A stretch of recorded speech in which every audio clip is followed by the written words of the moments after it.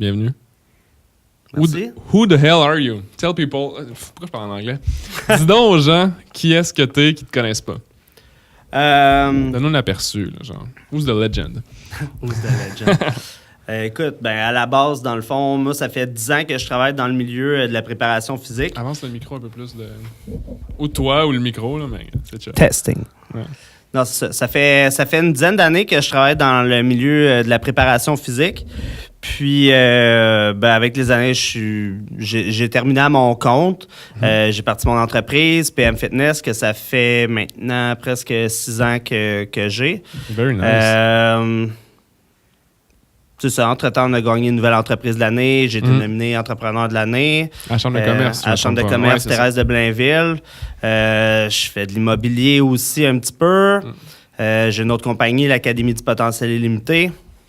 Ouais, j'aimerais ça qu'on décortique après ça, là, mais continue ta petite presse. Ouais, ça ressemble à ça. J'aime voyager, j'aime la business, j'aime Tu voyages la vente. beaucoup là, pour le travail, je pense en ce moment, le travail. Tu sais. Ouais, je repars dans 2 semaines au Maroc. OK.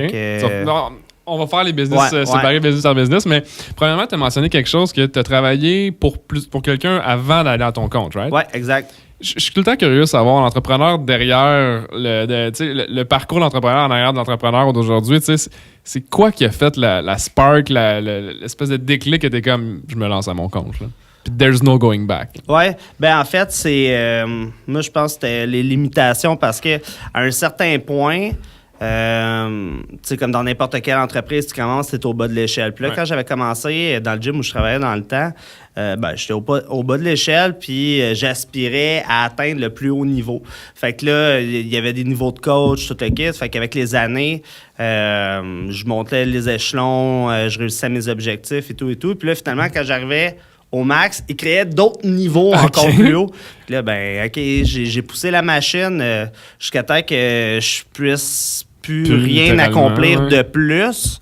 Puis une année, je sais pas pourquoi là, l'entreprise devenait un petit peu plus restrictive puis tout, mes conditions, dans ma perception du moins, diminuaient. Fait que moi, ça a été le go de gars, si tu veux continuer à monter les échelons, faut que tu partes tes propres affaires. Ouais. Puis, OK, fait que c'est vraiment par un espoir. Ouais, OK, je comprends. C'est pas nécessairement une écœur en titre, c'est juste que t'as fait comme il n'y a plus assez de défis pour moi, fait que j'ai besoin de quelque chose de plus challengeant. Genre. Je pouvais pas aller plus loin. Là, c'est si, ça. exemple, j'avais un bon salaire là, quand même déjà quand dans l'entreprise que je travaillais, mais si je voulais avoir plus de clients, si je voulais avoir des meilleurs salaires, des meilleures conditions, voyager pour le travail, c'était pas possible là-bas. Fait que je préférais prendre le risque puis pousser la machine. Tu as mentionné le salaire comme étant la première chose que tu as mentionnée. Donc, est-ce que, selon toi, c'est un facteur qui est assez, pas restrictif, mais décisionnel dans ta décision, ou pas nécessairement dans la tienne, mais dans la décision des gens que tu vois en général qui se partent à leur compte? Tu sais, l'espèce de sécurité salariale ou pas partir à leur compte, là, tout simplement? Je te dirais que je crois que c'est plus la liberté souvent qui va pousser le trigger. Puis on s'entend, là, c'est un trigger qui est la plupart du temps inconscient. Mais souvent, c'est pas tant l'argent, mais qu'est-ce que tu vas faire avec ton argent, puis qu'est-ce que tu peux faire quand tu n'as pas d'argent. Tu sais, fait qu'en bout de ligne, souvent, c'est comme la liberté, je pense, qui pousse le monde à partir en affaires. Mais encore là, il peut y avoir un paquet d'autres facteurs aussi. Là. Ça, est-ce que c'est quelque chose que tu observes ou étudies avec les gens avec qui tu coaches, justement, avec l'autre business qu'on n'a pas nommé encore? Là? Qu'est-ce que tu veux dire? Je mélange des business. On va finir l'aspect training parce que ça va pas mêler les gens là, de cette manière-là. Là, t'es parti à ton compte PM Fitness. Ouais. Il y a 6 ans à peu près. Ouais, mettons. C'est quoi le cheminement de la business? Y a-tu eu des hauts? Y a-tu eu des bas? Qu'est-ce qui s'est passé? Comment ça? Parce que si je me trompe pas, t'as battu les théories qu'après 5 ans de business, t'es censé mourir. Tu sais, 1 sur 10 qui survit le cap des 5 ans. C'est de la merde, anyways, là. Ouais, tell me. Définitivement, tu sais, j'étais tout seul. Jusqu'à temps de me ramasser à travailler comme 70 heures par semaine de clients. Puis ça, pour dans la business, c'est énorme. Puis je pense même dans n'importe quel business, 70 heures de, tu sais, t'es one-on-one avec quelqu'un. Mais là, il y a d'autres temps, là, tu sais, à part ça, qu'il faut que tu investisses pour la gestion, etc. Puis ta vie, puis... Ta vie? Ouais, c'est ça, exact. Ouais. Fait que... Là, après avoir maximisé ça, ben là, je me suis dit, fuck, qu'est-ce que je peux faire? Tu sais, je voulais quand même continuer à avoir des nouveaux clients. Je voulais justement avoir plus de revenus. Je voulais que la compagnie grossisse. Fait que j'ai augmenté mes prix. Même là, ça ne change rien. Tu sais, j'ai perdu quelques clients, mais j'en ai d'autres qui sont arrivés par après. Jusqu'à temps que je décide d'avoir une équipe qui allait être avec moi pour que ça grossisse encore plus. Quand est-ce que tu as fait la décision de prendre une équipe? Ça fait 2 ans et demi, 3 ans. OK. On en parlait un petit peu juste avant le podcast. Comme de joindre des gens à ton team, c'était quoi ta perception initiale? C'était-tu genre, je vais perdre de l'argent ou genre, j'investis double down sur la business que tu sentais qu'elle allait vraiment bien? Là? Ben justement, vu que la business allait vraiment bien, mon but, c'était d'avoir encore plus de clients, pouvoir aider encore plus de monde qui atteignent leur objectif, autant que ce soit dans l'entraînement, dans les sports, santé, etc. Puis je sentais que où j'étais... Je pense que même encore aujourd'hui, je pourrais augmenter mon tarif, mais c'est pas nécessairement mon but d'augmenter le tarif, c'est d'aller toucher plus de gens. J'ai pas envie de tomber dans une zone qui est comme trop exclusive à un type de clientèle. Fait que, tu sais, moi, j'ai monté mes tarifs au maximum que je crois que c'était correct pour ce temps-là. Puis, j'ai décidé d'engager des assistants qui allaient travailler avec moi en équipe à un tarif un peu plus bas, puis que moi, j'allais superviser. Fait que ça allait être le même service, mais c'était pas moi, tu sais. Fait que une fois par mois, exemple, je rencontrais ces clients-là. Puis, comme ça l'a permis, tu sais, j'ai monté jusqu'à 5 employés jusqu'à date qui ont tous travaillé à temps plein. Fait que ça a vraiment donné un boost pour aller chercher encore plus de gens dans nos services. Est-ce que c'est quelque chose qui est standard en entraînement, genre une structure comme tu viens de la mentionner, quand les gens ils déploient leur business, mettons, dans les années? Maintenant, je le sais qu'il y en a de plus en plus, sauf que dans le temps, moi, je cherchais des gens qui avaient des business d'entraînement. Puis il n'y en avait pas énormément. Il y avait certains coachs qui sont très reconnus, qui le sont encore aujourd'hui. Il n'y avait pas nécessairement une structure entrepreneuriale. C'était vraiment plus, c'est le coach qui est reconnu. C'est du one-on-one, dans le fond, il n'y avait rien de plus... Oui, c'est ça exactement. Sauf que je voulais merger un peu le concept de gym commercial, que tu as tout plein d'employés puis tout le kit, et expertise. Hein. Fait comme ça, je cherchais des entraîneurs qui étaient déjà qualifiés, qui avaient déjà de l'expérience, puis qui voulaient apprendre aussi, qui voulaient travailler en équipe pour grossir l'entreprise. OK. Fait que des gens qui se greffent à ton idée pour c'est vraiment nice. Oui, bien, pas juste qu'ils se greffent à mon idée, parce que je suis très ouvert de développer des concepts, des idées, des projets avec tout le monde. Fait comme ça, je pense que ça a juste propulsé. Je dis ça dans le sens qu'ils ont fait « Oh shit, what he does is nice ». Fait qu'ils voudraient peut-être s'associer un petit peu au projet, puis là, apporter leurs idées éventuellement. C'est ça. Plus dans cette optique-là, parce que c'est sûr que, tu sais, Elon Musk, j'ai écouté son podcast, je sais pas si tu l'as écouté là, récemment, là, il a parlé avec Joe Rogan pendant à peu près 3 heures. C'est vraiment rare qu'il faisait des entrevues aussi longues. Puis, tu sais, il disait la plupart, ce que les humains se rendent pas compte, c'est qu'on est un AI collectif. Genre, on est une intelligence ensemble, toutes connectées, en se partageant des idées, des informations. C'est ça qu'on est, tu sais, biologiquement, mettons. Là, on est juste en train de le créer, mais comme technologiquement, avec tout ce qui est les ordinateurs et tout, tu sais. C'est comme, c'est pas fou, tu sais. Il l'explique pas mal, vraiment mieux que ce que je viens de dumb down, là, mais le principe est tel que, tu sais, une entreprise, une corporation, c'est une somme de gens qui travaillent pour un objectif. Tu sais, c'est de build la business, qui n'est pas nécessairement un individu. Oui, il y a des porte-paroles, là, des compagnies, tu sais, des Steve Jobs, des choses comme ça. Mais, ouais, c'est le concept d'idée de core d'entreprise, je trouve ça vraiment intéressant.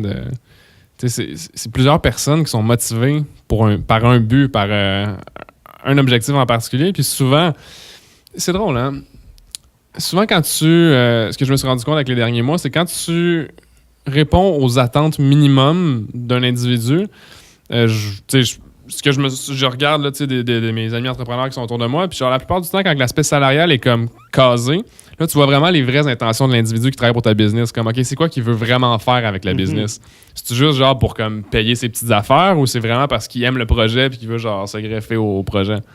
C'est un peu cool, ça, ce petit concept-là. Oui, ben tu sais, encore ça, c'est super intéressant. Tout ce qui est les intérêts de ton équipe, puis moi, ça, c'est clair. Je suis là pour aider mon équipe à atteindre leur but personnel. Exact. On pas juste professionnel, personnel. Puis ce que je veux, c'est qu'on travaille ensemble pour qu'eux réussissent leurs propres objectifs. Est-ce que tu les mandates à avoir des objectifs personnels? Parce que je sais que chez Google, ce qu'ils font, c'est qu'ils sont rémunérés, je pense, un 10% de leur temps sur des projets personnels. Je ne vais pas dire n'importe quel pourcentage. Non, mais c'est très cool comme idée aussi. Ouais, je trouvais ça nice. C'est comme dans le sens où ta semaine de travail, tu as un 3,5 heures ou 3,7 heures, là, tout dépendamment si c'est temps plein, que tu fais personal projects. Puis ils sont quand même payés pour. Là, c'est des concepts de culture que je suis beaucoup là-dedans depuis qu'on a agrandi l'équipe ici aussi. Avant, c'était juste Simon fait ses affaires. Fait que Simon, il peut moins dormir, on s'en fout de Simon, là, tu sais. Mais là, avec une équipe, genre, je veux que les gens développent un sentiment d'appartenance puis qu'ils aiment littéralement l'environnement de travail, le travail en tant que tel. Puis tout ça. Puis tous les concepts de culture, là, je suis là-dedans, là, ces temps-ci. Puis ça m'amène justement à cette question-là par rapport à ce que tu viens de mentionner. C'est qu'au niveau de leur projet personnel, comment tu les coacherais à tes employés à développer les leurs? Ben, de savoir qu'est-ce qu'ils veulent. T'sais, déjà, juste ça, c'est quelque chose qui est gros. C'est comme la première étape. Oui, sauf que souvent non, mais en fait, c'est que les gens ont une idée de qu'est-ce qu'ils veulent. Okay. Une idée super globale. Mais c'est de rentrer genre, dans je veux spécifique. voyager, là? Oui, exact. Ben, tu sais, je peux les accompagner facilement là-dessus. Il y a plein de ressources que je peux avoir, autant que ce soit au niveau des contacts, que ce soit au niveau de mes compétences, que je peux les accompagner dans leur processus jusqu'à un certain point pour qu'ils atteignent leur but. T'as-tu des exemples de gens qui t'ont pas nécessairement choqué, mais qui t'ont comme ouvert, ben pas choqué négativement, mais qui t'ont fait comme oh God, ça c'est un projet que j'aimerais ça t'accompagner justement là-dedans?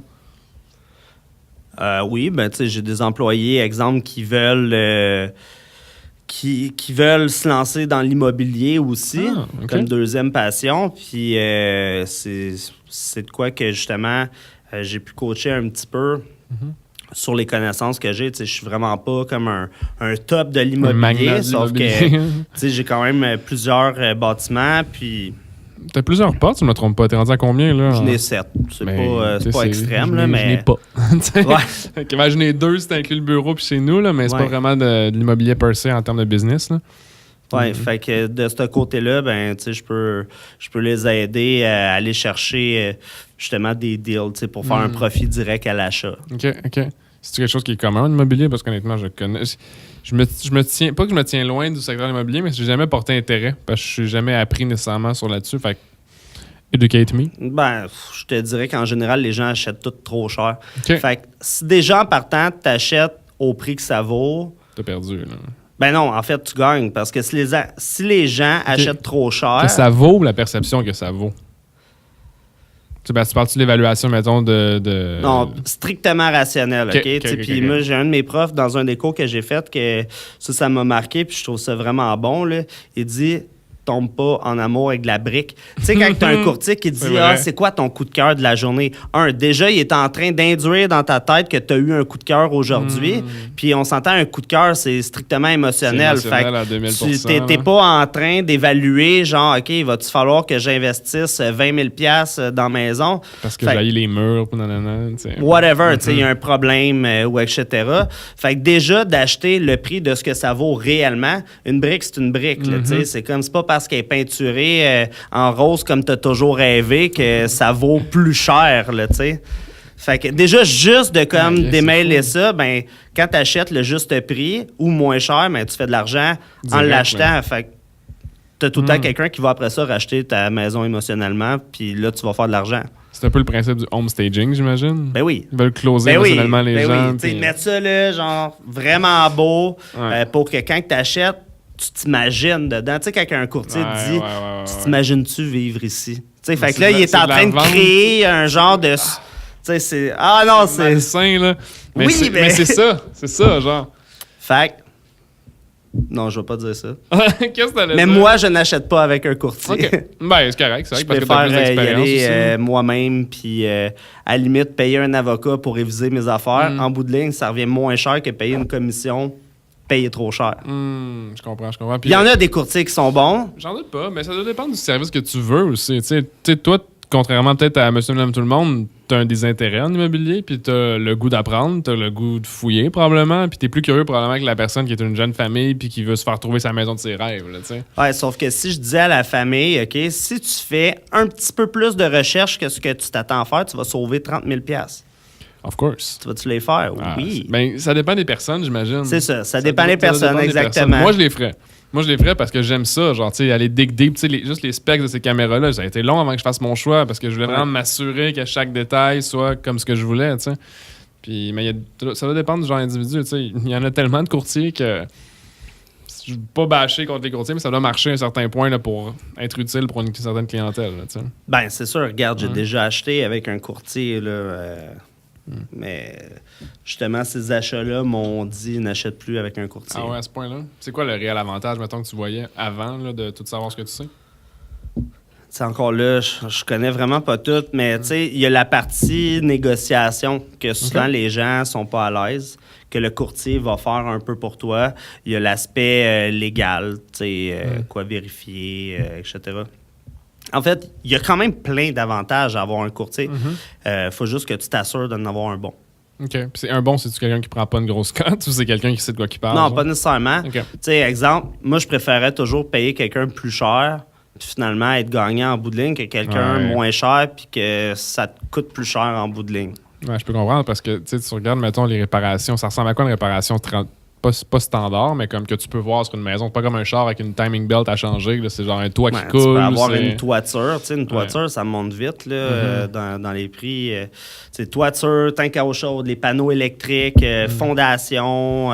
Quand on va faire des trous dans la fondation, ça doit pas être super le fun. Autant que ça peut être simple que ça peut être vraiment compliqué.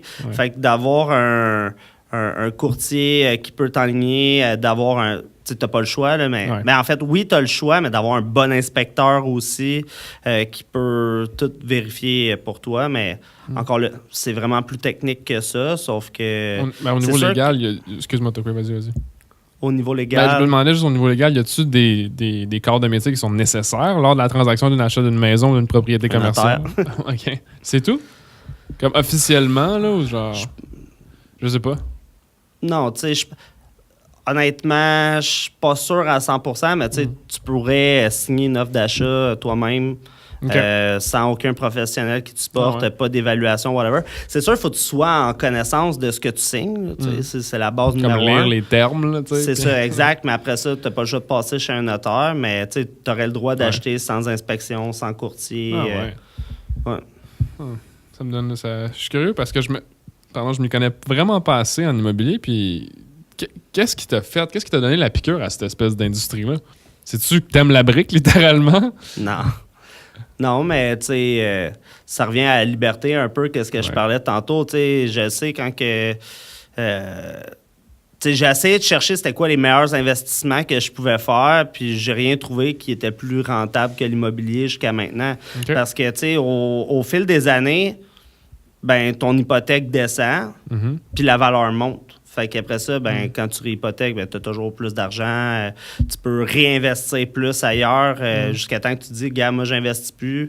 Puis tout ce que j'ai se paye. Puis finalement, ben, à chaque mois, tu fais une rentrée d'argent X ou tu les revends, whatever. J'entendais quelqu'un qui disait que si justement tu n'utilisais pas le capital gagné par rapport aux immeubles que tu avais, quand tu es rendu avec du gros volume, là, tu finis juste par payer plus d'impôts que racheter d'autres choses. Ben, j'imagine que ça doit dépendre ça doit dépendre du cas. C'est parce que tu fais, je sais pas, moi, 200 000 par mois, mettons, on donne des chiffres nowhere là, en revenus, puis après ça, tu le laisses dans ton compte versus tu achètes d'autres choses. Comme une... Mais bien honnêtement, si tu fais 200 000 de revenus par mois avec tes blocs, tu as des portes en tabarouette. Ouais, j'en doute pas. Là. Ça se peut. Là, mais j'imagine que rendu là, t'es mieux de réinvestir. Ouais, c'est ça, à un certain stade, parce que ça n'avait pas de sens de payer autant d'impôts versus avoir plus de... Tu sais, t'as une compagnie de gestion, worst case, là, qui s'occupe de gérer les monsieur, madame, tout le monde. Là. Au pire, un AI que tu plugues là-dedans puis qui s'occupe de ça. Là. Je m'en allais où avec cette histoire-là? Je m'en allais avec... ce qui amène, tu as parlé d'un aspect que je trouve intéressant lors de la discussion avec un agent d'immeuble. Je sais pas pourquoi on est rendu dans l'agent d'immeuble en particulier, là, mais pour personne. Je suis vraiment pas spécialiste en immobilier en passant. J'ai juste investi un peu. Oui, mais tu as une expérience plus que la moyenne des gens probablement. Ce qui est intéressant d'entendre, tout simplement.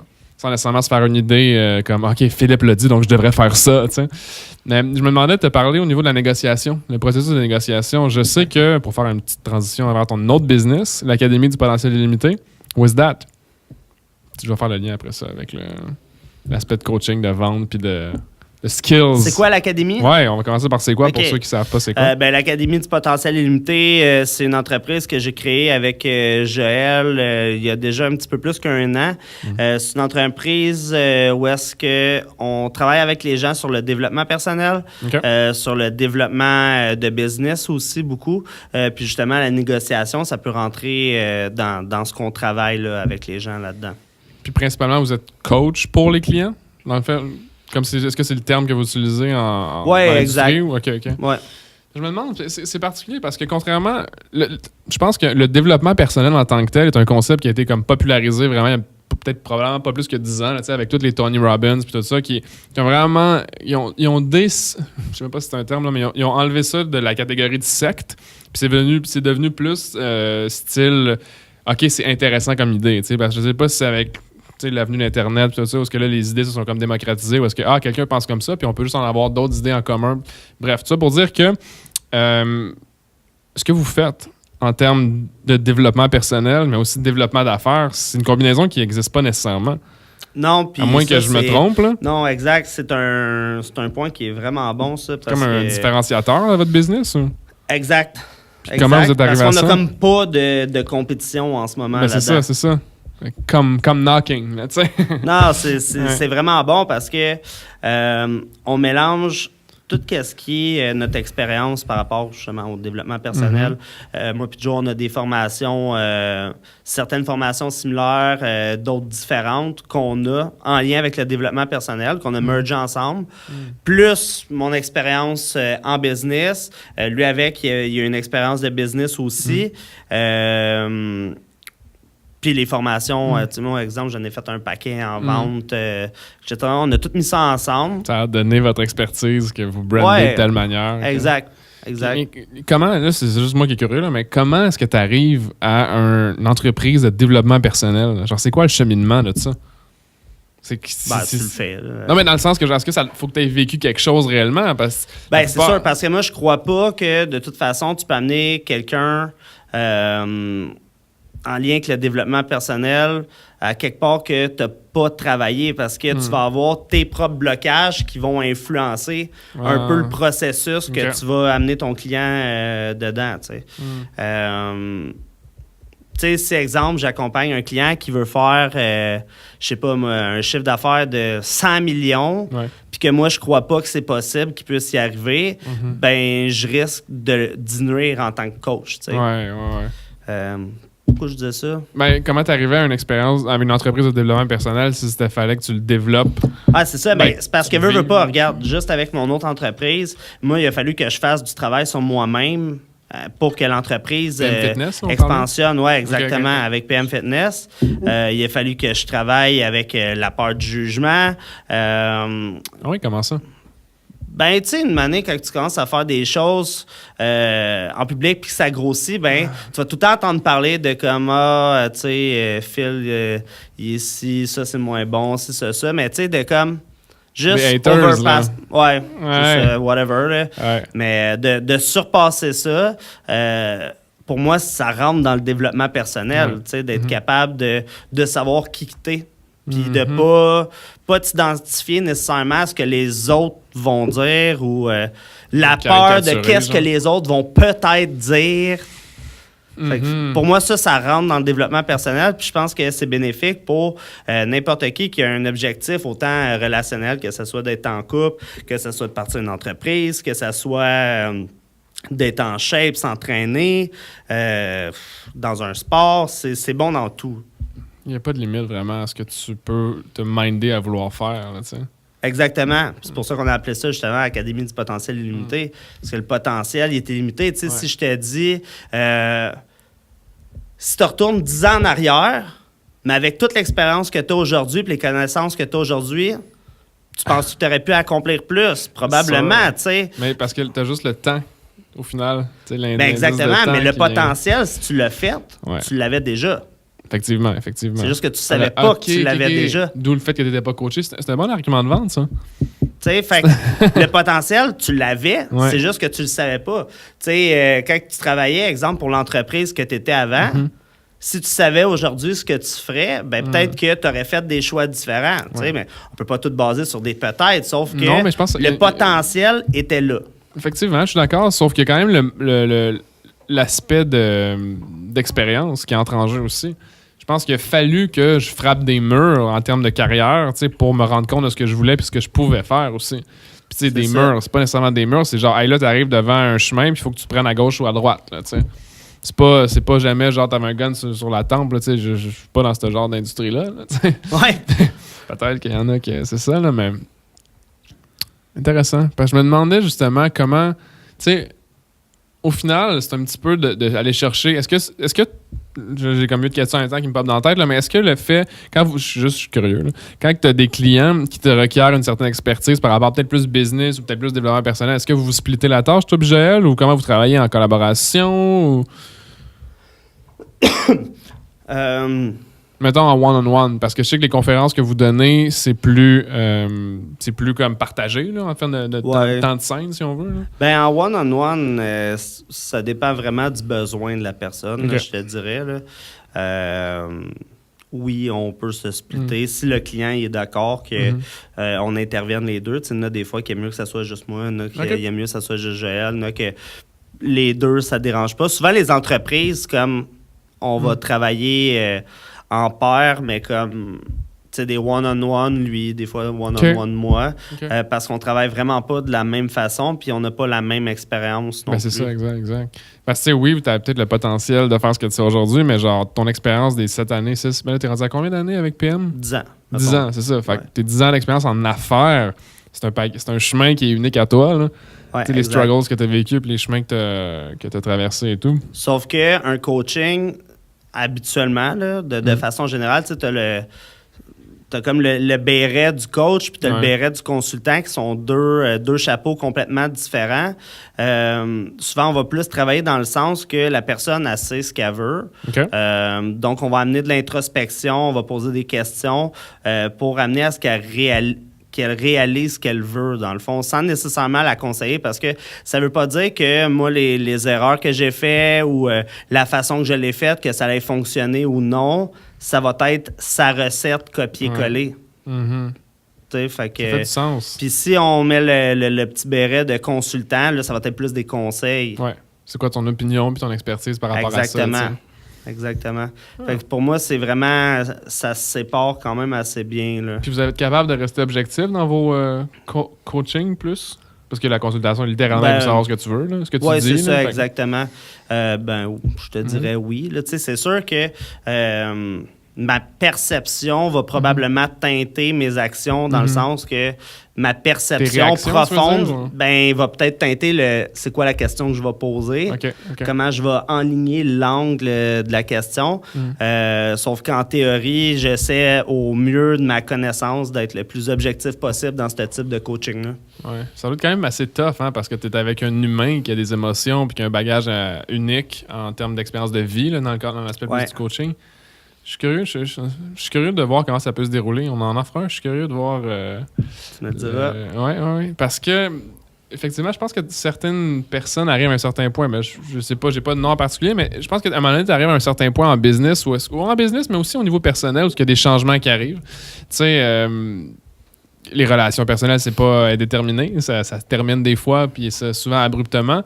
Puis comment est-ce que tu fais pour comme continuer à avancer sans que ça influence ton autre aspect de ta vie qui est comme la business? Là, je parle littéralement de personne. Tu sais, genre... Puis je suis simplement curieux de savoir, pas comment lâcher prise, mais comment est-ce que tu diffères, ou pas diffères, mais comment tu splits les deux dans ton quotidien? Encore là, j'imagine que ça doit être différent pour chaque personne. Pour ma part, c'est vraiment... C'est comme une dissociation. Si je pense à, mettons, ma vie personnelle, moi, je crois vraiment que si je veux que ça fonctionne bien, quand que je suis dans ma vie personnelle, je suis 100% dans ma vie personnelle, puis je me dissocie du reste. Puis quand que je suis en business, la vie personnelle est dissociée.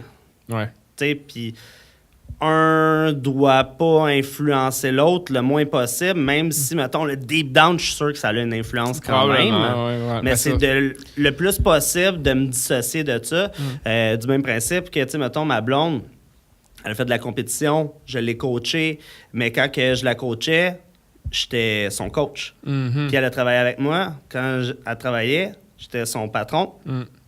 Puis à la maison, c'est ma blonde. Ouais.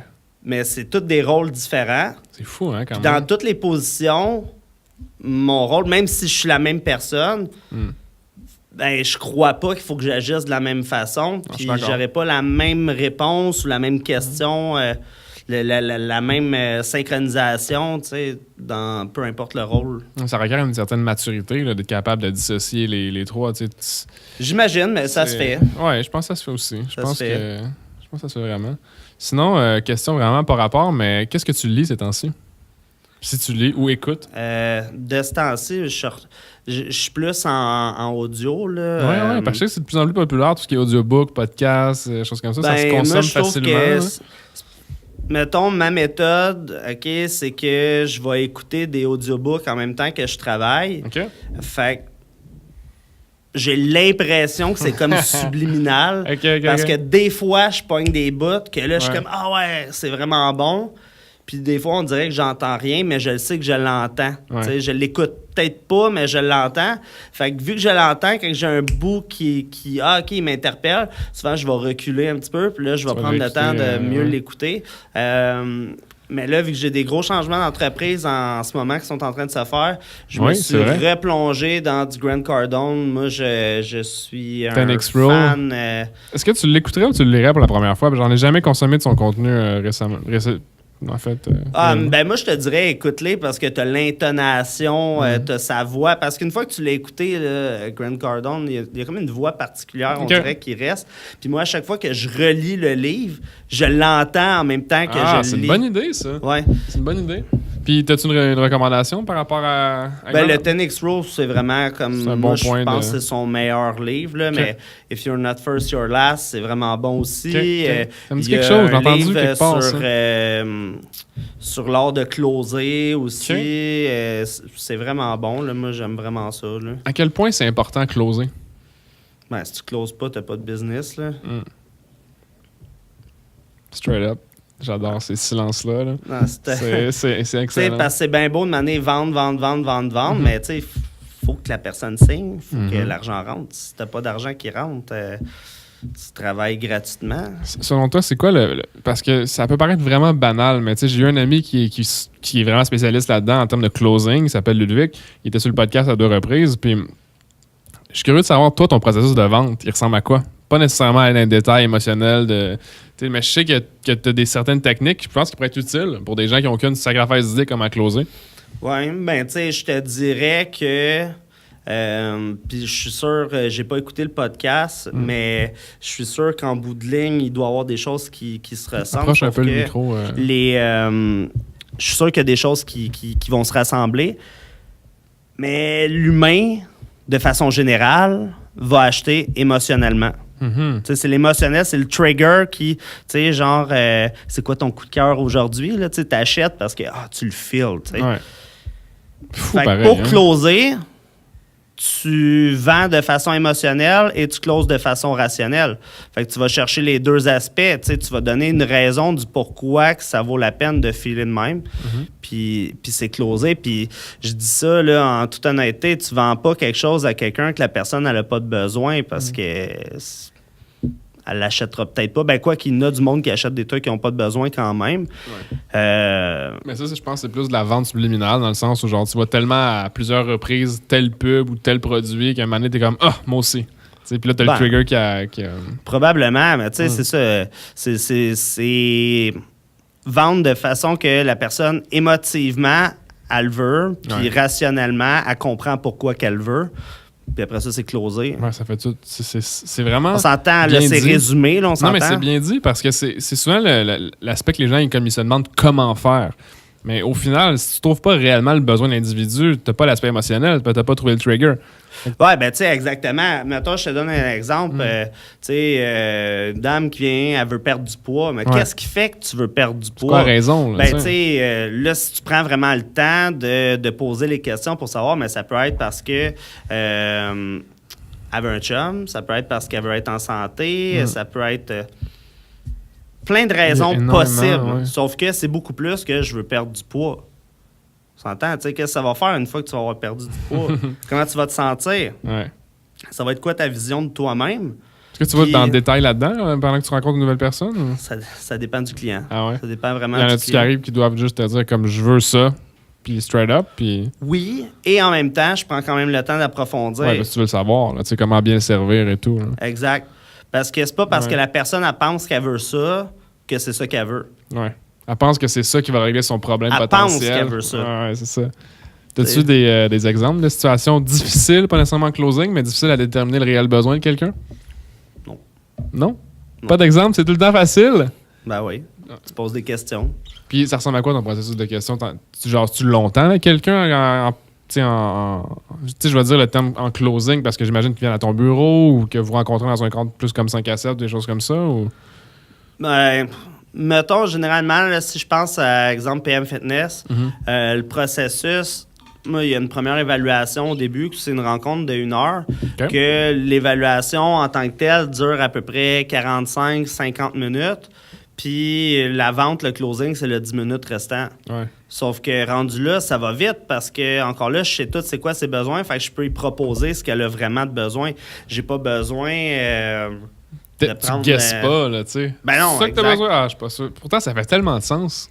Ouais. Ben, en tout cas, moi, je trouve que ça fait sauver du temps à tout le monde. Là. Ouais, effectivement. Autant à moi qu'aux clients. Là, faire une évaluation à pu finir de 2h30 puis tout, là, oublie ça. Là. Mais c'est drôle. On dirait qu'on en parle, là, puis je regarde ma jeunesse en perspective de haut quand je faisais genre du porte-à-porte à genre 17 ans, je pense, 17 ou 16 ou 17 ans. J'étais comme, bonjour madame, nous on vend ça. Ouais. Tu sais, puis là, t'es comme, madame, est-ce que tu aurais pu poser des questions, genre, est-ce que vous entretenez votre maison? Ah non, tu le fais jamais, mais je perdrais pas mon 4 minutes de plus à dire mon speech que tu vas juste me dire non après. Oui, exactement. Puis même là, tu sais, encore là, t'as dit le est-ce que, mais moi, je suis vraiment plus pour les questions. À quelle fréquence lavez-vous votre maison, genre? Ben, ou même pas, tu sais, parlez-moi de l'entretien de votre maison. C'est vrai que c'est très, très ouvert. Puis là, après ça, sous-entends whatever ce qu'elle va te dire, ben, tu morcelles, tu poses des questions sur ce qu'elle vient de te dire. Tu sais, parle-moi, madame, est-ce que je peux prendre. Ben là, c'est sûr que si tu demandes un oui ou non, ben, elle peut te dire oui, elle peut te dire non, ferme la porte. Là. Moi, si quelqu'un me demande ça, c'est sûr que je ferme la porte. Ouais. Mais.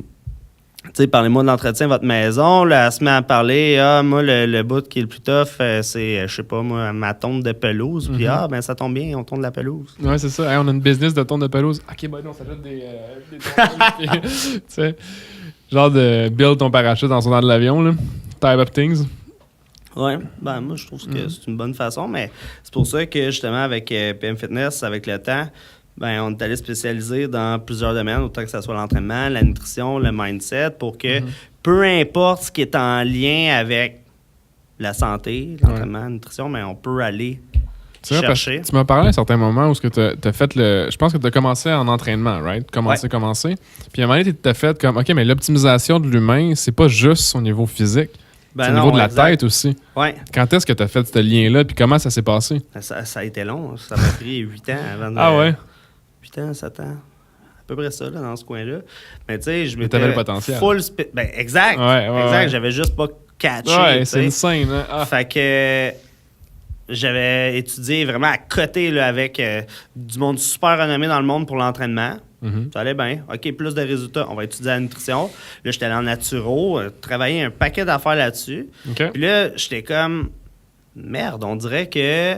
Dans ma tête, je fais vraiment le plan qu'elle a de besoin pour l'entraînement. La nutrition, je fais vraiment ce qu'elle a besoin.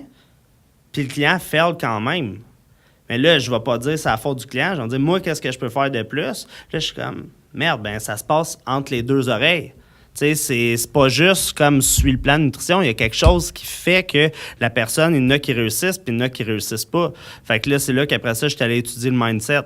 Puis encore là, il y a toujours du travail à faire. J'en doute pas. Est-ce que tu te rends compte... Parce que c'est drôle, je pense à ma situation. Moi, la première chose que j'avais, en fait, c'était mon mindset. Mais j'avais pas les deux autres. J'avais pas nécessairement le besoin de perdre de gras quand j'ai commencé à m'entraîner. J'avais pas nécessairement l'aspect nutritionnel lockdown. Là. Je mangeais du crabe de nerfs tous les jours. Là, fait que c'était comme... It works. C'est facile, c'est bon. Tu mets ça là-dedans. Genre, je le sais, c'est dégueulasse. Là. Mais pour dire que, par exemple, quand j'étais allé rencontrer Jake, je me suis assis devant, j'ai dit, Jake, je veux m'entraîner. Je sais pas pourquoi, je sais pas why the fuck do I want that. Genre, tu sais, j'avais pas comme je veux prendre 40 livres de masse ou whatever, je voulais juste être mieux, tu sais. Ma tête était là. Mais est-ce que tu as des clients qui t'approchent puis que tu le sens, qui ont le mindset là, mais qui savent vraiment juste pas comment faire les deux autres aspects? Ben, moi, je pars du fait que je crois que tout le monde a tout pour réussir. OK. Je pars de là, puis après ça, c'est d'amener le client à ce qu'il catch qu'il a tout pour réussir. Fait que moi, je suis là pour l'accompagner, donner les outils nécessaires, le pousser dans le cul, mais je sais que tout le monde est capable d'y arriver s'ils veulent vraiment y arriver. T'amènes-tu quelqu'un à vouloir y arriver ou tu le sais qu'il veut, mais qu'il sait pas comment puis qu'il est pas assez motivé? Tu sais, c'est quoi le... Ben, en fait, c'est de valider, tu sais, est-ce qu'il le fait pour lui? Parce que déjà, s'il le fait pour quelqu'un d'autre, il est pas... Tu sais, ça va être plus difficile. Fait que si tu le fais pour quelqu'un d'autre... déjà là, ça part un peu de reculons. Il faut vraiment que la personne le veuille puis qu'elle le fasse pour elle. Ça part de là. Sinon, tu sais, mettons, exemple, un gars vient s'entraîner parce que il vient d'apprendre qu'il fait du diabète puis son médecin il a dit faut que tu t'entraînes. Mais la personne, ça ne tente pas de s'entraîner. En réalité, elle veut juste plus être malade. Elle veut peut-être juste pas mourir. Mais peut-être que je peux l'accompagner d'une autre façon que par l'entraînement. Tu sais, c'est peut-être pas l'entraînement qui va faire qu'elle sera plus malade. Tu sais, c'est peut-être... encore là, c'est de questionner. Parce que si je me rends compte qu'elle aime pas ça, l'entraînement, mais que dans le fond, elle veut juste plus être malade, mais c'est peut-être de travailler sur son hygiène de vie. Tu sais, ça peut être un paquet d'affaires, mais pour ça, il faut que je pose des questions. Parce que si tu poses pas ces questions-là, tu commences à l'entraîner. La personne, elle s'entraîne à chaque fois qu'elle vient. Ça ne tente pas de s'entraîner. Une manière à l'âge, puis elle continue à manger de la tarte au sucre, mais tu sais, tu peux pas faire grand-chose. Tu peux vraiment faire grand-chose. Puis est-ce que c'est qu'à un moment donné, tu t'es rendu compte que c'est ça qui manquait à certains clients? Peut-être d'où le déclic que tu as mentionné. Quand tu dis c'est ça qui manquait. L'aspect du mindset, que genre trouver la raison intrinsèque de l'individu qui voulait avancer, ou voulait s'entraîner, ou voulait. Ben, c'est pas. X, en Y, fait, Z, c'est là. pas chez le client, c'est chez moi. C'est chez ça, moi c'est qui ça que je veux catchait dire. pas, genre, Exact, c'était quoi vraiment qui faisait que la personne, elle voulait. Okay. Tu sais, si, mettons. Tu sais, moi, je travaillais surtout avec des sportifs, OK? Ouais. Fait que, mettons, quelqu'un qui il arrivait pour perdre du gras parce qu'il voulait plus être malade, puis moi, je le motivais en lui disant « Hey, continue à t'entraîner, tu vas avoir des abdos. » Il n'a rien à battre de ses abdos. Ce qu'il veut, c'est plus être malade. Fait qu'à la place, good, continue à t'entraîner, comme ça, t'améliores tes chances d'être plus en santé, puis plus être malade. C'est pas la même affaire, puis c'est la même affaire en même temps. Tu sais, du même principe, si la personne arrive, elle me dit « Je veux des abdos. » Puis à chaque fois qu'elle s'entraîne, je dis « Hey, continue à t'entraîner, t'élimines tes risques d'avoir du diabète, de l'hypertension. Ouais, c'est la même chose. À battre, il veut des abdos. Ouais, c'est la même chose au final. Ah, mais fait que c'est vraiment des skills en écoute, là, littéralement. Là. Je pense que c'est la base. Ouais. C'est souvent ce qui est négligé le plus. Puis, est-ce que tu as l'impression qu'il faut que tu vives l'extrême pour te rendre compte que c'est ça la base? Dans l'absence d'écoute, vas-tu te faire rendre compte que, genre, OK, c'est ça qu'il fallait au final, là, tu sais? Ça dépend de la personne. Ah ouais? Il y a peut-être des personnes qui ont besoin de vivre l'extrême, puis en même temps, pourquoi vivre l'extrême quand tu peux juste le vivre? Ouais, exact. Mais j'imagine que ça dépend vraiment des gens. Cas par cas, ouais. Intéressant, ça. Puis, revenir à Grant Cardone, as-tu d'autres recommandations de ce genre? En termes de développement. Est-ce que tu te catégoriserais dans le développement personnel, ça, ou plus? C'est vraiment axé sur la vente. Ouais. Mais il y a beaucoup de développement personnel. C'est comme des métaphores, genre? Ben, ça parle beaucoup de la responsabilité, être responsable de ses résultats, prendre action. Deliver on what you sell, là, tu sais. Ouais, exact. Tony Robbins aussi, c'est bon, mais moi, j'aime vraiment mieux Grant Cardone. C'est sûr. Quoi d'autre?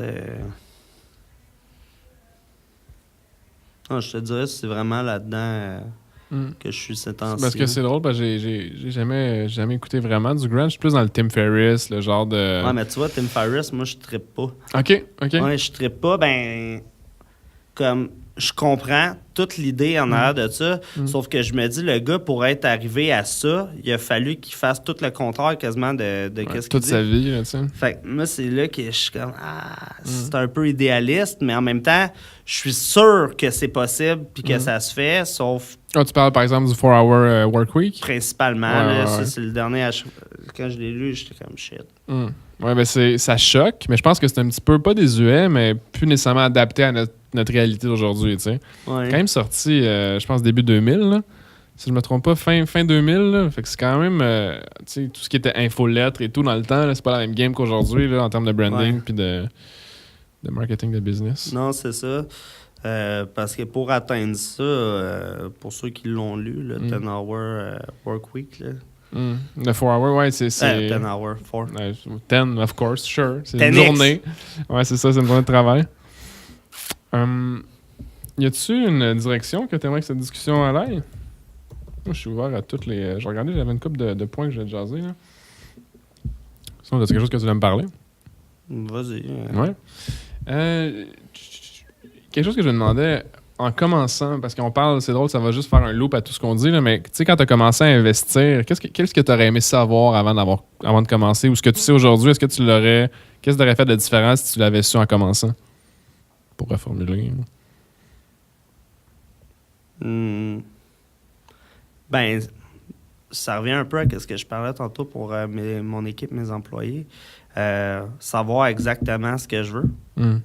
De pas sous-estimer mes capacités puis de croire que peu importe ce que je veux, je peux l'atteindre. OK. Il s'agit juste que je prenne action pour pouvoir l'atteindre, que ça soit aller chercher les ressources externes, que ça soit des spécialistes ou whatever, ou de moi-même étudier, mais ça se fait, peu importe ce que je veux. Fait que c'est ça, vraiment avoir confiance en mes capacités encore plus, là. Ah ouais? Puis pas penser trop longtemps. Tu sais, comme... Overthink is... ouais. Oh, j'ai frenché le micro. Clic. Je suis d'accord avec ça. Live. Est-ce que tu appliqueras ça dans d'autres sphères de ta vie? Ben, pas mal tout. Tu sais, prendre une décision, là, ça prend une fraction de Ça se seconde. fait vite, là.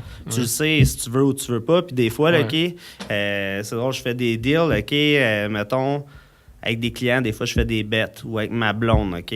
Puis, mettons là, que la personne ne sait pas. Si ça donne que j'y pense puis que j'ai une pièce de monnaie dans ma poche, je choisis pour elle ce qu'elle veut, côté pile ou face, puis je le flippe. Puis au moment que ça flippe, puis je me rappelle pas c'est où, il y a quelqu'un qui m'avait dit ça, mais au moment où ça flippe, la personne, elle sait exactement ce qu'elle veut. Fait que quand tu le pognes, puis que la scène, tu dis t'as pile, si la personne, elle voulait face, elle sait qu'elle voulait face.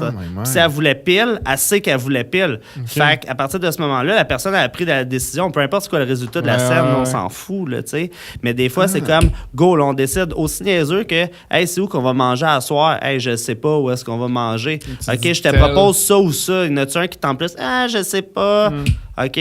Ah non, j'aurais aimé mieux l'autre. Parfait, on va à l'autre. Ouais. Oh my, c'est so bright. Ah man, moi je capotais là. C'est so fucking bright, là. Je vois plein genre d'espèces de conversations inutiles qui viennent de disparaître, là. Ouais. Mais une décision, là, ça prend une fraction de seconde là, à faire. C'est juste qu'il faut que tu veuilles le décider. Est-ce que tu penses que c'est sous pression ou c'est sous clarté que ça se fait le plus efficacement? Moi, je crois beaucoup à la pression. T'sais, souvent, c'est associé au stress, puis le stress est négatif, nanana, mais le fait d'être mis devant une situation où tu dois prendre une décision, souvent, c'est plus facile d'être rationnel rapidement, genre. J'ai l'impression. Je pense que oui aussi, là. Tu sais, c'était plus le choix, là. La galette de terre ou la carotte décide, tu sais. Ouais, non, je peux comprendre. Jesus, c'est intéressant, ça. Quand est-ce que tu as découvert ça? Tu t'en rappelles pas, t'as dit? Puis ça venait de où? Parce que j'aimerais ça comme entendre la douche qui a de ça. Je me rappelle ou pas la ça venait doudette, de où, mais en tout cas, si ça me revient, je vais te le dire. Là. Mais il me semble que c'était quelqu'un qui m'avait parlé de ça, ou c'était peut-être dans un film. Hein, je me rappelle pas. C'est comme concept. J'ai juste retenu ça, puis je suis comme, wow. Ouais, effectivement. Ouais, mais décider rapidement, tu n'as pas de temps à perdre là, pour prendre une décision. Puis dans le pire des cas, si ça se passe pas comme tu veux, ben tu vas apprendre quelque chose de ça, puis ton apprentissage va t'amener plus loin anyways. Fait que... Même les décisions qui ont un gros impact émotionnel? Peu importe. Okay. Moi, je crois encore là que tu peux pas fail vraiment. Tu peux pas totalement échouer parce qu'en bout de ligne, si tu prends vraiment le temps puis que tu vas encore là deep down, tu vas apprendre quelque chose de ça. Ouais. C'est sûr que si à chaque fois que tu fails, ben, ton apprentissage, tu le remets de où est-ce qu'il est sorti puis tu refais tout le temps les mêmes erreurs. C'est drôle, ça. Ce que tu dis exactement à l'instant, je me rends compte qu'il y a beaucoup de gens qui revivent les mêmes erreurs à répétition. Ouais, mais ça, souvent, ça va être des patterns. Mais comment ça? Genre, je veux pas dire que je revis jamais les mêmes erreurs, mais comme j'ai l'impression que c'est plus facile de se rendre compte de comment pas la revivre à cause que tu viens de la vivre. Ouais, mais... De mon point de vue. Mais comment? Mais je vois des gens, par exemple, qui revivent les mêmes sans arrêt à toutes les crises de quasiment 6 mois, là. Ouais, puis tu sais, tu peux avoir un pattern qui va se faire sur 10 ans aussi. Ouais, là, comme moi, je suis conscient de mes patterns qu'il faut que je travaille, mais tu sais, ça peut être dans une situation, exemple, tu sais, tu as des... Parce que, encore là, ça dépend c'est quoi le pattern, mais tu as des systèmes qui peuvent se créer entre deux personnes, mettons. Une personne qui va être, exemple, une victime, puis une personne qui va être la personne qui va venir sauver la situation. Puis il y a des gens qui vont se mettre dans des positions où ils vont tout le temps trouver un moyen de soit être la victime ou soit être le sauveur, tu sais. Puis ils vont répéter ça, répéter. Puis ça peut être le même principe avec des décisions qui vont recréer des mauvaises décisions, souvent. Mais ça va être inconscient. C'est des patterns. Est-ce que c'est des choses que vous déconstruisez dans vos coaching? Oui, c'est ça. Ouais. Je t'enverrai plein de monde. mais Sens-toi libre. Oui, c'est ça. Je vais recommander. T'as-tu une carte d'affaires? Oui, sacrément, je m'en allais où avec ça? On parlait de la scène. Flip les décisions, decision making. C'est intéressant parce que au niveau de la prise de décision, puis que les gens, c'est ça, OK, là, décision, puis là, ils revivaient les patterns d'erreur, puis non. Mais ça m'amenait à me rendre compte, à décortiquer un petit peu l'aspect de la prise de décision en tant que telle. Est-ce que ça a besoin d'être plus long quand il y a plus à enjeu ou pas nécessairement? C'est parce qu'on parle de où est-ce qu'on va manger. Ben, là ou là. Mais tu sais, mettons, est-ce qu'on continue à faire cette business-là ensemble ou non? Genre, il y a beaucoup de... est-ce que c'est plus émotionnel, fait que là, c'est plus dur à détacher, ou si tu donnes justement pas le choix... Ben, encore là, chaque décision peut être différente, chaque contexte est différent, chaque processus est différent. Tu sais, si je m'en vais, exemple, pour acheter un multiplex, ben, tu sais, je vais prendre le temps de le faire analyser par des spécialistes, inspecteurs, etc. Je vais m'assurer que les chiffres rentrent dans les ratios que je veux, la valeur de la maison, etc. Mais de décider si je le veux ou non, ça prend pas de temps. T'sais, une fois que tu as toutes les infos que tu as besoin, tu décides. Tu le prends ou tu le prends pas. Quand tu arrives dans un processus décisionnel au niveau business, tu es vraiment comme ça doit tout cocher mes cases ou tu vas vraiment, tu le sais avec l'expérience si on veut, puis après ça, tu te dis oui ou non après? Ça dépend. Ça dépend vraiment, mais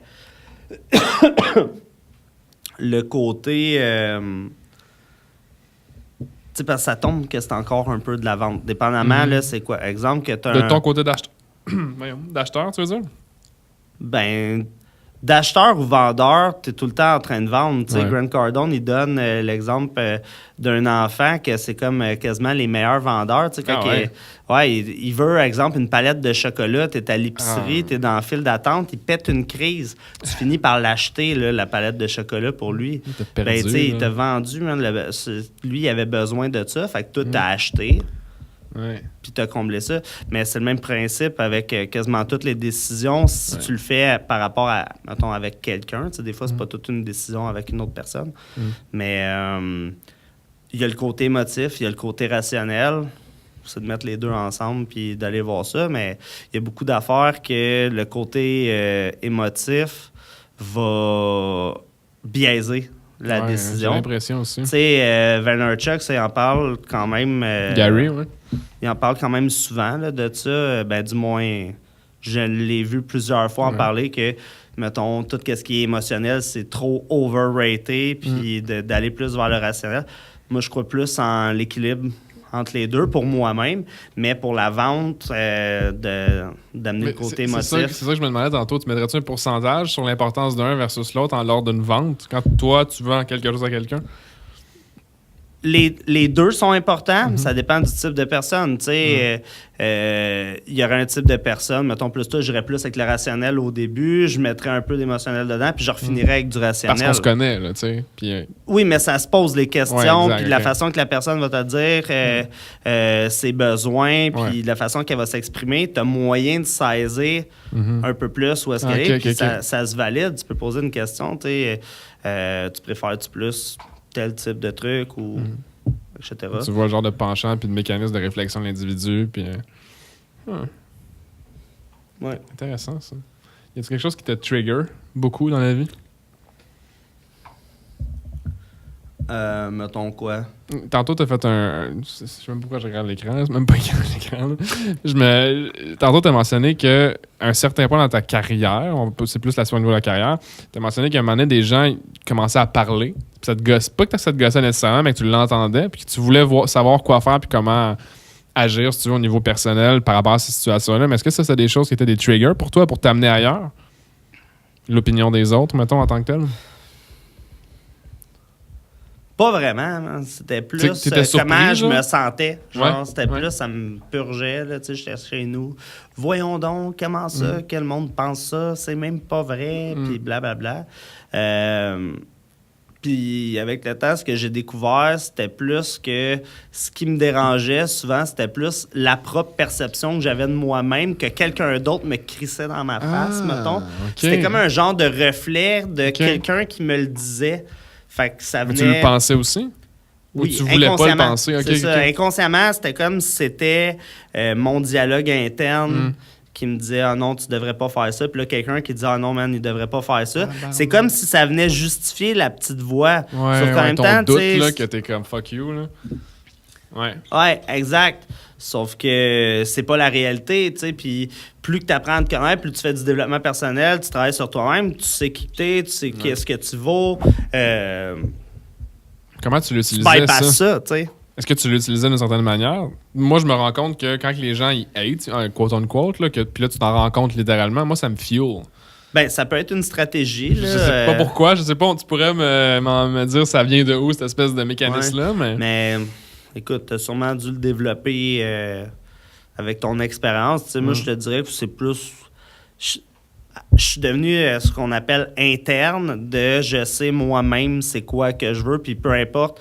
Si la personne a dit le contraire de moi, exemple dans un contexte de mon entreprise, puis que moi j'y crois, là, mettons c'est une idée, un projet que je veux faire, puis moi j'y crois à 100%, ben à la limite je vais mettre en doute plus les compétences de l'autre personne. Okay. Plutôt que de me dire « Ah, mon idée, c'est de la merde. » Puis dans le passé, j'aurais peut-être plus fait comme « Ah ouais, c'est vrai, peut-être que je devrais pas faire ça. Que tu l'as laissé t'influencer versus juste remettre en question le processus si c'était la bonne manière de faire ce que tu voulais qu'il arrive. C'est ça. Mais encore là, tu sais, je pense que l'équilibre, c'est le best. Autant prendre, OK, qu'est-ce qui fait que la personne dit ça?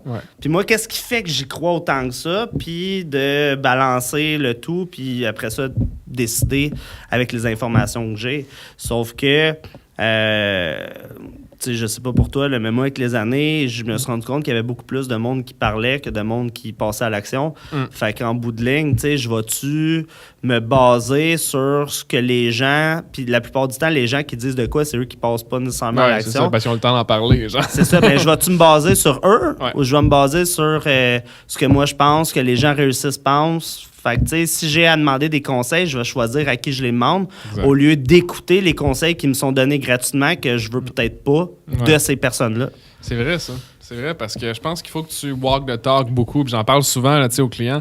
Puis même moi, je me trouvais un peu fourni de pas avoir de contenu. Puis quand je disais aux gens d'avoir du contenu, même si je savais que c'était vraiment important, avant de commencer le podcast et tout. Puis c'est quand tu le fais, peu importe dans quelle sphère d'industrie... Je pense pas nécessairement quand tu le fais. Ça, j'ai eu un débat avec qui? Je ne me rappelle plus, j'ai eu un débat. Je pense que c'était avec Guy.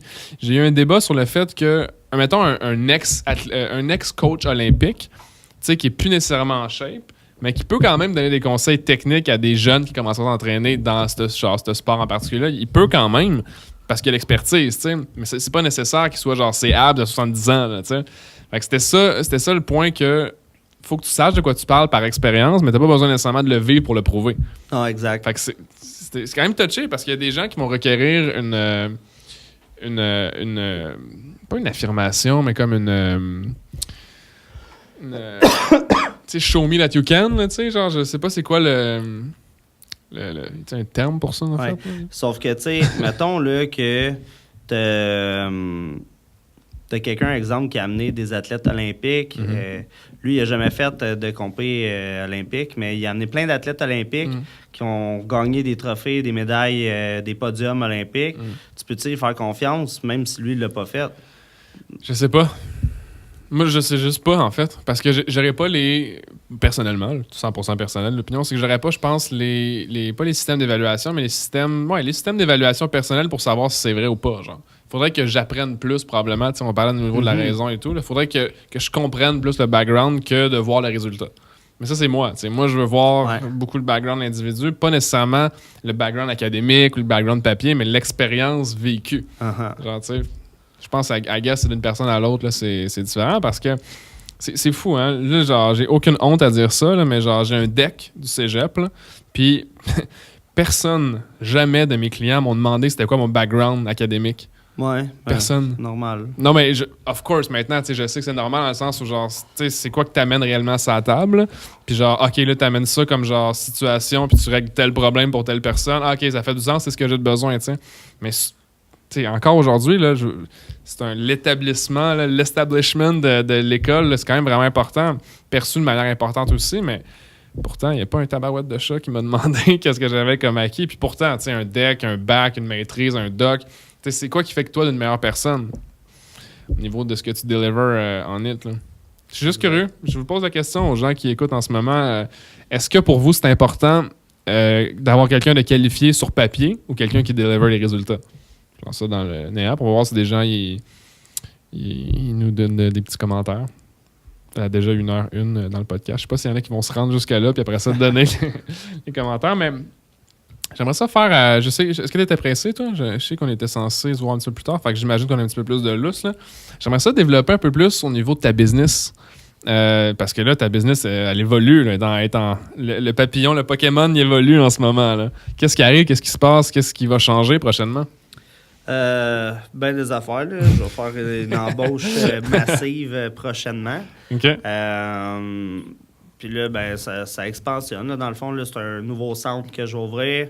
Un 3700 pieds carrés, salle de conférence, des bureaux, un espace de gym.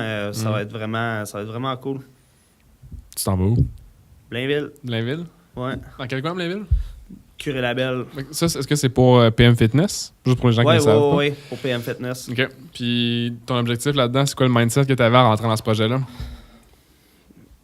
Pousser les standards plus élevés. C'est un pattern qui revient souvent, ça, hein? Ah, mais moi, ça me drive, là. De tout le temps aller plus que... Tu sais, mettons, tu atteins quelque chose, tu vas aller encore plus haut après parce que tu l'as vécu. C'est ça. Quand j'ai atteint le top, c'est un peu le même principe de quand je travaillais pour une compagnie que finalement, partie d'entreprise. Ben là, c'est pas mal ça, là. Je suis rendu à un autre step. Fait que ça va être bien cool. Est-ce que t'as hâte? Ah ouais, non, j'y pense à tous les jours. Là. Je suis dans un projet avec l'architecte, démolition, un paquet d'affaires. Là, c'est intense. Là. C'est assez insane. Puis là, ton quotidien, il reste quand même le même, là? À tes souhaits. Ouais. Sensiblement, oui. Oh, ouais. T'es-tu quelqu'un qui est dans le gros 18 heures par jour de travail ou t'es plus comme au niveau de l'équilibre tu travailles quand t'as la tête à travailler, genre? Bah, moi, je pense que je travaille 24 heures sur 24, là. C'est un style de vie, plus, là? Ouais, c'est ça. Ben, tu sais, j'aime ça, là, puis je me dis, si un jour j'aime plus ça, ben, je vais juste changer de truc, là. Excuse, c'est un truc fatigant avec le mot du micro, mais genre, les gens, ils vont comme entendre vraiment de loin, puis ils vont dire « Tabarnak, il parlait donc mais pas fort. » Mais ouais, c'est ça, tu sais, comme je disais, tant que j'aime ça, je pense que je vais pouvoir le faire, puis ça sera pas difficile, parce que je trouve pas ça nécessairement difficile. Tu veux dire d'être en affaires en tant que tel, ou? Ouais, d'être en affaires, de me lever le matin plus de bonne heure ou coucher plus tard. C'est un choix au final. Là. Ben, ouais, exactement. C'est un choix. C'est vrai que t'es souvent tôt au gym. Ouais. T'es-tu quelqu'un qui se couche tard habituellement? Ou Ouais. Tu roules-tu sur un 5-6 heures ou t'es plus comme, il me faut mon 8-9 habituellement? Genre? Non, moi, je suis pas mal un 5,5-6. Là. OK. C'est rare, hein? C'est pas. Je sais qu'il y a des cas d'individus où c'est genre du 2 à 4 puis ça fonctionne super bien, mais ça, c'est comme plus rare, beaucoup plus rare, là. Mais comme. Je suis Non, malheureusement, ça me prend un 8-9, là, pour être I1, disons, là. Ouais, c'est correct aussi. Là. Puis, tu sais, comme je parlais tantôt, là, l'importance de se mettre à 100%. Quand je suis en congé, je suis en congé. Ouais. Tu sais, il n'y a pas de sel, il n'y a pas. C'est off. C'est un bon point, ça, parce que, tu sais, j'en parlais avec une amie, puis on parlait de l'équilibre principalement, l'équilibre dans la vie en général, tu sais. Puis c'est un concept, pas qui n'existe pas, je veux pas dire, là, mais que tu choisis qui existe versus qui n'existe pas. Ouais. Tu sais, tu peux être accro à X affaires, puis là, rien voir pendant 2 semaines, mais c'est un choix, au final. Tu as choisi de baigner dans tel projet ou telle situation ou telle activité. Mais est-ce que tu penses qu'une vie équilibrée, c'est quelque chose qui pourrait, qui se ferait ou qui se vivrait ou qui... Je pense que ça se fait. Ça dépend de ce que tu veux. Là, Est-ce que c'est quelque chose de suggéré? Pour atteindre des choses comme tu atteins en ce moment, le genre de pilier. Encore là, je pense que ça dépend de ce que tu veux. Je me dis, y aurait-tu quelqu'un qui pourrait faire la même affaire que je fais puis faire plus? Oui. Y aurait-tu quelqu'un qui ferait la même affaire que moi qui ferait moins? Oui. Que ça soit pas juste en chiffre d'affaires, là, en action, en décision, en projet. Fait qu'encore là, je pense que c'est vraiment individuel à chacun. Mais, quelqu'un qui rêve de faire un 9 à 4, puis d'avoir un yacht, puis de voyager tout le temps, puis être Insta-chicks, là, tu sais. Ah, Insta-Babe Life, là. Ouais, Insta-Babe Life. C'est fou, ça, cette réalité en ce moment. Ouais, ça j'y crois pas. Parlons-en, je trouve ça complètement défoncé. Genre que les gens pensent qu'en montrant leurs fesses sur Internet, ils vont avoir une carrière. Ouais, il y en a peut-être qui ont réussi, là, éphémèrement. Mais c'est-tu réellement une carrière, tu sais? Ouais, c'est ça. Tu sais, là, il faudrait une illusion de carrière. Rester dans le même standard que t'avais quand t'avais 20 ans. En tout cas, je veux dire, c'est... Ouais. Non, influence. C'est ça. Ouais. J'ai pas l'expérience d'être une Insta-babe, là, mais... Non, moi non plus. Je trouve ça intéressant. Intriguant comme nouvelle carrière qui s'est créée avec les années, avec notre cher téléphone cellulaire. Ouais. Jesus. Parlant de Insta-babe, comment est-ce qu'ils vont tes socials? Mais quoi? Tes médias sociaux, pardon. Bon. Est-ce que tu cares à propos d'eux? Oui et non, là. Tu sais, honnêtement, j'essaie d'être le plus constant possible, mais ça dépend. Tu sais, des fois, comme si je me suis pas assez pris d'avance, parce que moi, je suis du genre à tout le temps planifier en avance mes trucs, mais si j'ai comme...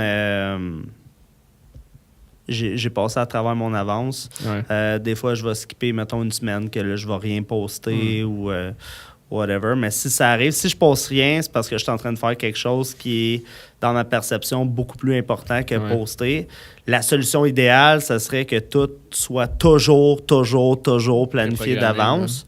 Est-ce qu'on parle au niveau de fil en tant que tel ou on parle au niveau des business? Parce que quand même... Tout, là. Je pense que c'est tout un peu relié, là. Ben oui, là, je vais donner mon humble avis. T'sais, oui et non, dans le sens où je pense que Phil peut faire ce qu'il veut. T'sais. Mais une business, c'est comme... Je pense que c'est, juste mon opinion, là, une business doit de plus en plus être présent.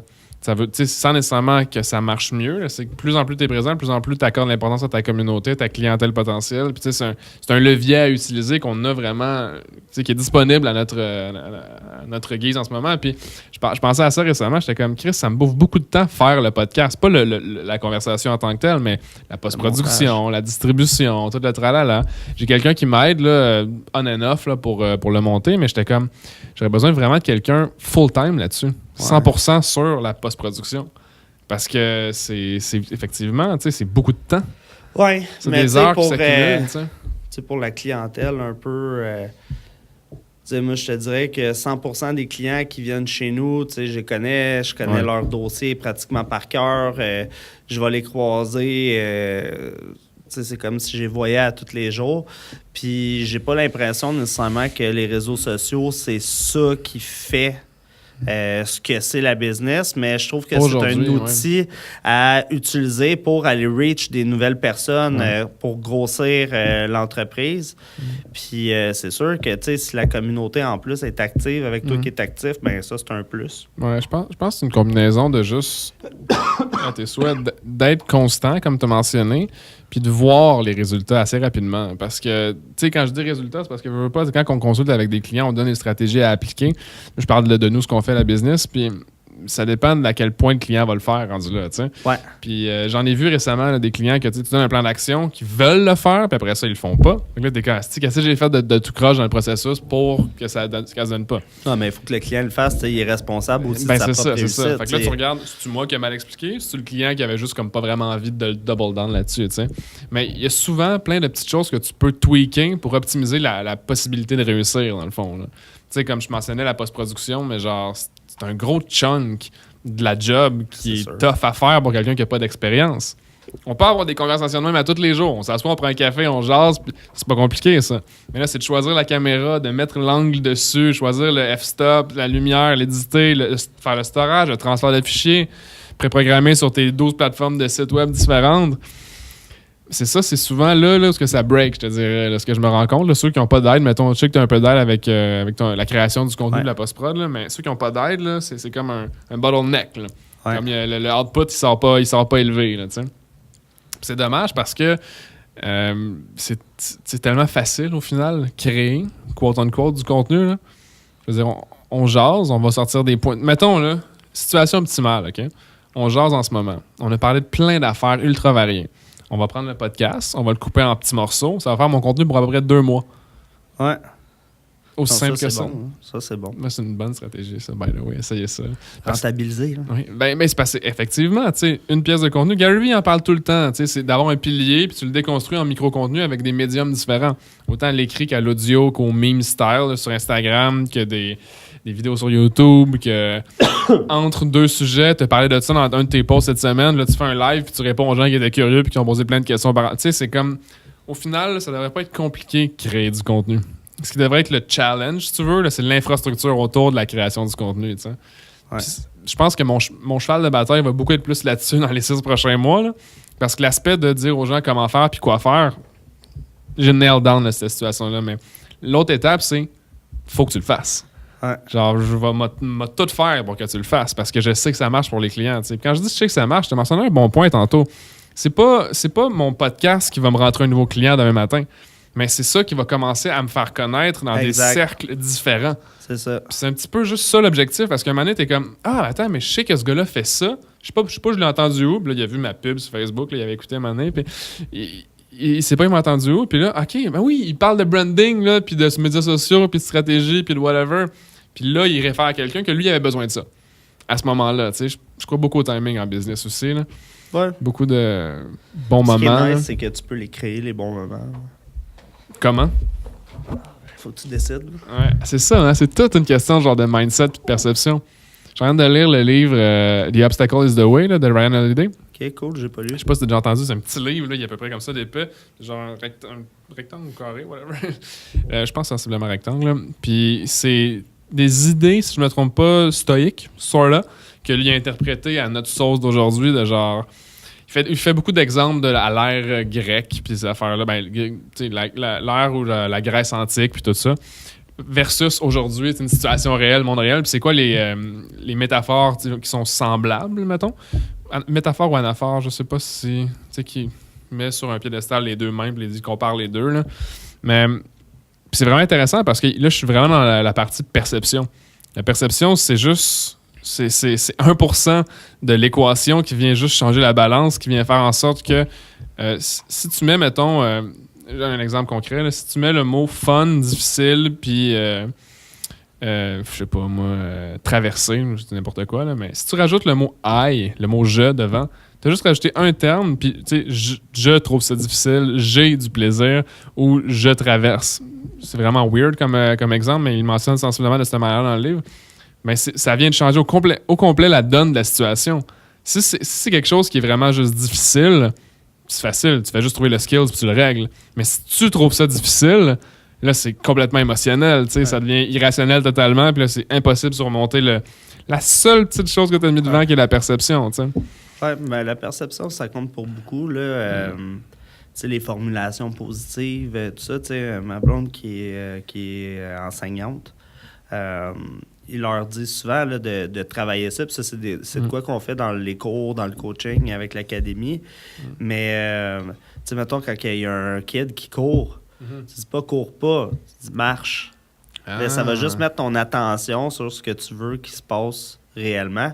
Parce qu'encore là, l'inconscient, là, les ne pas, là, ils les enregistrent plus ou moins. Tu sais, je veux pas avoir peur, VS, je veux être rassuré. Tu sais, c'est juste où est-ce que tu mets le focus. C'est où j'avais entendu ça? Je pense que c'est pas la version de la perte de quelque chose, mais c'est... On a plus peur de perdre quelque chose que de voir le upside de le gagner. C'est quelque chose comme ça où je brise la courbe?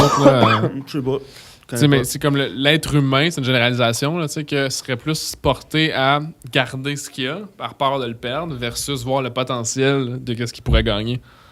Ben, en fait, là, c'est deux directions de la motivation. Là. Okay. T'as les éviter de, puis aller vers, fait qu'éviter de perdre et aller vers le gain.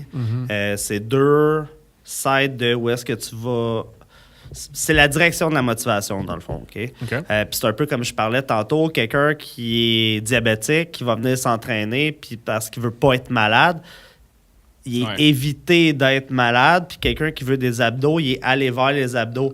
Fait que souvent, exemple, même on peut travailler ça en entreprise, exemple que tu crées une publicité, ben tu as deux focus principaux, ce que tu veux éviter puis ce que tu veux aller vers. Fait que c'est bon, si tu veux rapper puis toucher le plus de personnes possible, d'inclure les deux dans ta pub.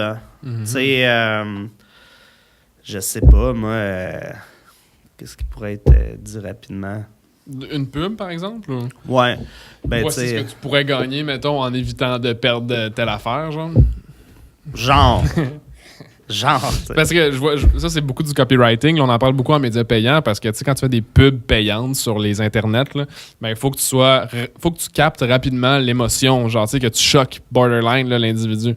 Puis c'est souvent par 2-3 phrases qui sont exactement dans cette structure-là. 99% des pubs qu'on va voir qui sont attrayantes, quote unquote, là, c'est comme ça qu'ils sont structurés. C'est voici ce que tu pourrais gagner, puis voici qu'est-ce que tu vas...